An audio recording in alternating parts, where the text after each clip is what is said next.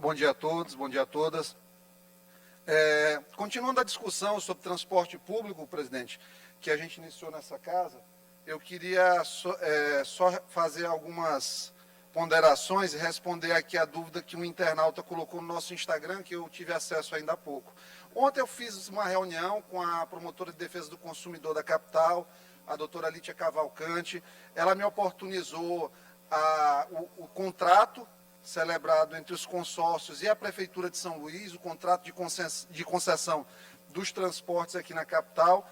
A nossa assessoria jurídica fez algumas considerações, fez um estudo sobre esse contrato, o que gerou um relatório, e aí eu vou colocar aqui para que seja entendido. O transporte ele foi regido por esse contrato ele é do ano de 2016. Interpretar o contrato é importantíssimo. A tarifa inicial custava R$ 2,20, o nível 1. Em 2016, o nível 2, R$ 2,50 e o nível 3, R$ 2,90. Essas tarifas, assim como os subsídios pagos à Prefeitura e a exploração de fontes alternativas, e aí por fontes alternativas a gente vai ter utilização comercial dos terminais de integração por meio de cobrança de uso dos espaços. Por que é que isso não acontece hoje para subsidiar, por exemplo, o sistema de transporte? Porque a gente não está combatendo aquela informalidade que existe ao redor. E é óbvio que quando você não tem regras claras, o empresariado ele não vai colocar um negócio ali se está tendo uma concorrência da informalidade logo à frente. Portanto, é uma coisa que a gente tem que colocar na mesa e fazer uma ponderação a respeito disso. Existe previsão para reajuste tarifário anual, infelizmente, aqui.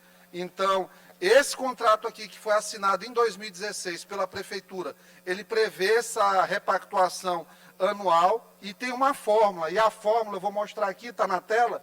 Quem quiser acompanhar, eu vou dizer mais ou menos aqui como é que se trata. O R é o índice de reajuste. E 1 é a variação de reajuste da remuneração do pessoal, da frota, dos rodoviários, a partir do dissídio da categoria. Portanto, aqui entra a parte do aumento salarial. E 2 é a variação do preço do diesel para os grandes consumidores. E 3 é a variação do índice IPA-DI, que é o índice de preço ao produtor amplo, e o índice de preço por atacado, disponibilidade interna da Fundação Getúlio Vargas. E 4 é a variação do INPC. E aí, bem aqui, que as pessoas vão dizer assim, a inflação aumentou apenas 4,31%.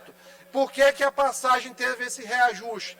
Por conta da inclusão na fórmula daquele 0,04 FQ.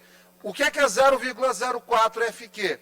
FQ nos primeiros 10 anos de concessão, é um índice que mostra a quantidade de ônibus com ar-condicionado que tem na cidade. A Prefeitura assinou quando entrou em vigência esse contrato, e a partir daí, quando cumpre a meta de instalação de ônibus com ar-condicionado, hoje são 344 ônibus com ar-condicionado circulando no eixo urbano de São Luís. Quando cumpre a meta, acrescenta mais 4%. Então, isso aqui foi assinado, né? Então, a questão está bem aí. A gente tem que questionar isso bem aqui, o contrato, a forma que foi assinado. Mas aqui, no caso, a fórmula está colocada. Importante destacar que esses valores são demonstrados pelas empresas, através de memórias de cálculo, onde o único fator em que o empresário ele tem responsabilidade exclusiva, é naquele 1, que é a remuneração do pessoal. Todos os demais são atingidos por políticas tributárias, políticas econômicas. O mesmo contrato, aqui que é a parte boa, ele prevê que o município de São Luís poderá determinar às empresas de ônibus modificações da operação do sistema de transporte público coletivo, em especial sobre alteração de itinerário, acréscimo ou supressão de frotas e horários, remanejamento de veículos, observada a idade média e ampliação, por exemplo, colocar um ônibus mais antigo para uma região que não seja tão necessária uma quantidade de ônibus para aquela finalidade. E também há uma cláusula contratual que possibilita ao poder público, inclusive, estabilizar ou reduzir o valor da tarifa, por motivo de interesse público relevante, de forma a garantir modicidade ao usuário, desde que assegurada a manutenção do equilíbrio econômico-financeiro do contrato. Ou seja, a Prefeitura tem a possibilidade de determinar a estabilização do valor da tarifa, desde que consiga comprovar que não há prejuízo ao funcionamento das empresas. Portanto, chega o momento que a gente vai para a finalização. Existe um item no edital que diz assim, no edital de concorrência pública 004/2016, o município promoverá a cada 4 anos revisão das tarifas de remuneração das empresas, para aferir se a fórmula, se esta fórmula bem aqui, ela está sendo aplicada corretamente, refletindo a qualidade e eficiência da prestação de serviço. A prefeitura já conseguiu combater uma parte do incêndio, porque o que o empresariado queria, deputado Zito Rolim, era uma tarifa de R$ 3,83. A prefeitura conseguiu estabilizar em R$ 3,70. Nós oferecemos aqui uma série de soluções, que inclusive algumas delas não foram compreendidas. A gente falou na criação de um fundo municipal de transportes com o imposto dos aplicativos. Algumas pessoas pensaram aí e colocaram nos seus veículos de imprensa que a gente estava querendo taxar transporte de aplicativo, e de forma alguma. Eles já são taxados. O ISS já existe a cobrança. Então não terá acréscimo nenhum. O que é o grande problema? Eles pagam o ISS, presidente, mas não é para o município de São Luís. Eles vêm, recebem dinheiro aqui, a Uber ganha aqui, a 99 ganha aqui em São Luís e não deixam o ISS no local onde o serviço está sendo prestado. E isso aí está em desacordo com a Lei Complementar 113, que determina que o ISS, para esse tipo de atividade, ele deve ser cobrado aqui no município de São Luís. Portanto, o caminho é esse, o fundo ele tem essa serventia. Não é taxar, como foi veiculado em alguns veículos, o motorista por aplicativo, ele já paga imposto. Qualquer pessoa que receba no seu e-mail o recibo da Uber vai ver lá que tem tributos municipais. Só que aquele recurso está indo para São Paulo. Ele tem que ficar aqui em São Luís. E é essa a grande discussão que vai ser feita agora também em Brasília com a reforma tributária.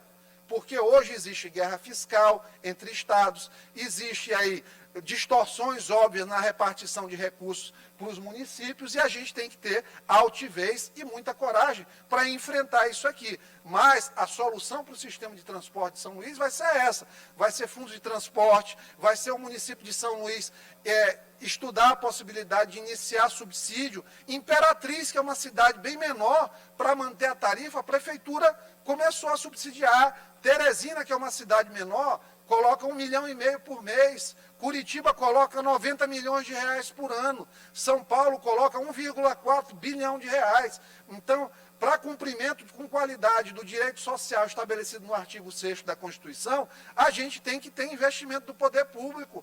É preciso a gente ter coragem de romper com esse paradigma, essa hipocrisia, na verdade, achar que a gente vai ter transporte público de qualidade sem investimento do poder público.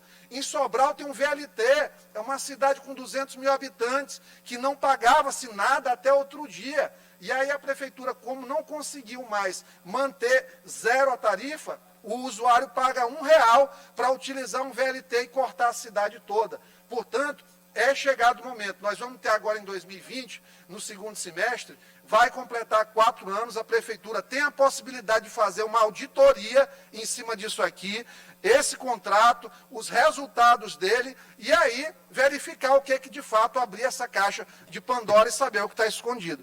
Contem conosco nessa investigação, nesse monitoramento, e vou aproveitar aqui para responder a pergunta que eu recebi agora de um internauta, que começou com um elogio na participação nossa no programa ontem dos jornalistas Gilberto Leda e Linhares Júnior, na Real. Ele colocou aqui, ele fez uma pergunta no seguinte sentido. Ele elogiou aqui, a gente agradece o elogio pela entrevista, ele colocou assim: vou te fazer a pergunta, o Ivan Júnior Santiago, vou te fazer uma pergunta. O reajuste aplicado, o índice aplicado no reajuste da passagem foi o dobro da inflação acumulada de 2019, mais que o dobro do inox, 30% maior que o acumulado do diesel e quase o dobro do reajuste dado aos trabalhadores. Entretanto, ninguém questiona o índice. Qual é o teu posicionamento a respeito do índice? Eu acho que o índice, ele é desfavorável, mas ele está aqui, ó. É aquele 0,04 vezes o cumprimento da meta de ar-condicionado da frota. Quem assinou não fui eu, foram os empresários com a prefeitura, e isso aqui a gente pode repactuar, agora pode revisar no segundo semestre deste ano. Qual é o teu posicionamento quanto ao índice? Esse índice foi de quase 10%, por conta daquele 0,04 ali da fórmula. A dupla função exercida pelo motorista de ônibus sem cobrador aumenta aproximadamente 23% do tempo do veículo parado para receber o passageiro. Sem falar na redução de custo desse veículo. E um eventual governo teu, tu irás permitir esse atentado ao usuário? A pergunta que ele fez é interessante. O que a gente tem que fazer? A gente tem que levar a quase zero a necessidade de dinheiro físico para um cobrador dentro do coletivo, para a gente agilizar. Mas esse ponto de redução de cobrador é uma discricionariedade que a empresa, junto com a prefeitura e os sindicatos, eles têm que entrar no acordo. Então é muito difícil, como prefeitura, você sozinho dizer que não. O que você tem que fazer? Você tem que colocar soluções para reduzir a necessidade de dinheiro. Hoje, quase 100% dos pagamentos dos ônibus são feitos em dinheiro, é acima de 90%. Há aplicativos, o Recarga Pay, que o SET ele colocou como uma opção também. Há uma série de coisas, há o cartão do bilhete único, portanto, há soluções nesse sentido. E a última pergunta dele aqui foi: como operacionalizar essa tributação dos aplicativos para que isso não chegue ao consumidor final? Ivan, é o que eu falei aqui, em princípio, na tribuna, nós temos, já pagamos tributos, só que esse tributo, ao invés de ficar em São Luís, ele vai para São Paulo, e é isso que a gente tem que lutar. Ganhou dinheiro em São Luís do Maranhão, vai ficar o dinheiro em São Luís do Maranhão. Eram essas palavras, presidente, muito obrigado.